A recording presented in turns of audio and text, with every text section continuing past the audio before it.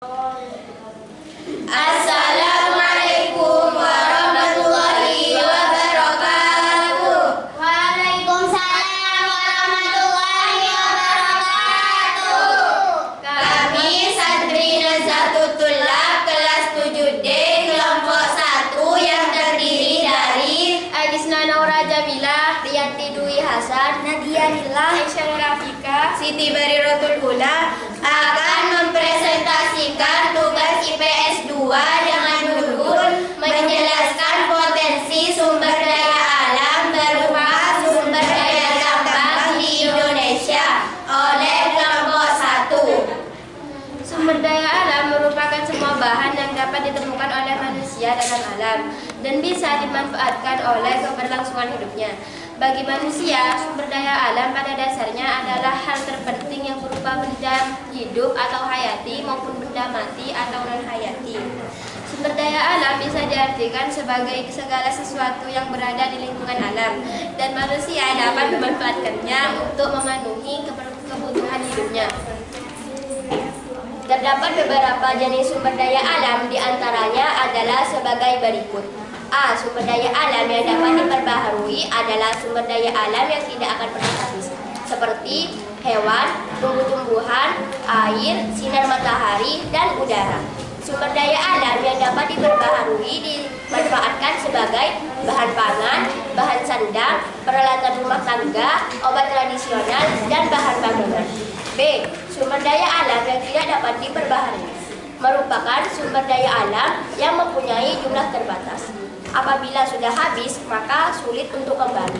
Hal ini karena proses pembentukannya membutuhkan waktu yang lama atau jutaan tahun.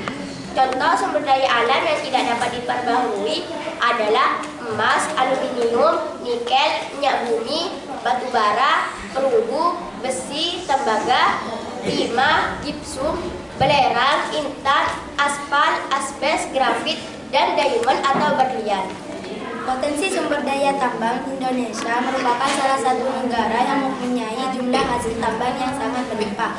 Hasil tambang di Indonesia pun menjadi tumpuan ekonomi bagi masyarakat dan menjadi hal penting untuk menunjang aktivitas kehidupan kita sehari-hari.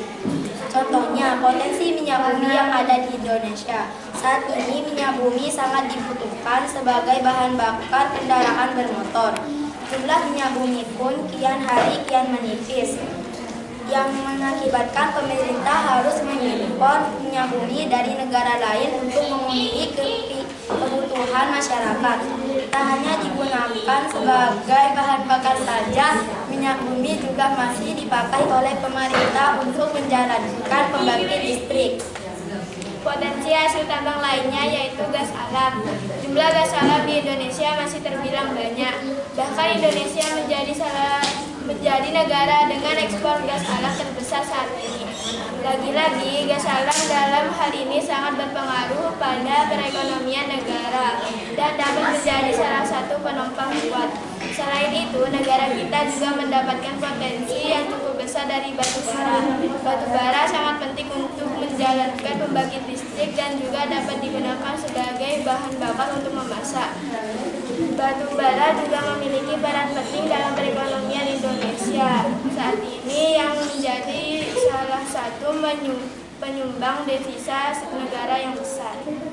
Indonesia merupakan salah satu negara yang punya banyak sumber daya tambang yang berperan besar sebagai pemasukan atau devisa negara. Tak hanya bisa mencukupi kebutuhan dalam negeri, hasil sumber daya tambang juga diekspor hingga ke luar negeri. Demikian penjelasan mengenai potensi sumber daya alam berupa sumber daya tambang di Indonesia yang perlu dipahami. Dengan penjelasan singkat di atas, kita jadi lebih memahami bagaimana pengaruh potensi sumber daya alam berupa sumber daya tambang negara Indonesia terhadap kondisi alam dan juga perekonomiannya. Demikian yang dapat kami sampaikan. Semoga apa yang kami sampaikan bisa menambah wawasan serta pengetahuan bagi kita semua. Atas perhatiannya kami sampaikan terima kasih. Wassalamualaikum warahmatullahi wabarakatuh. Waalaikumsalam warahmatullahi wabarakatuh. Iwan.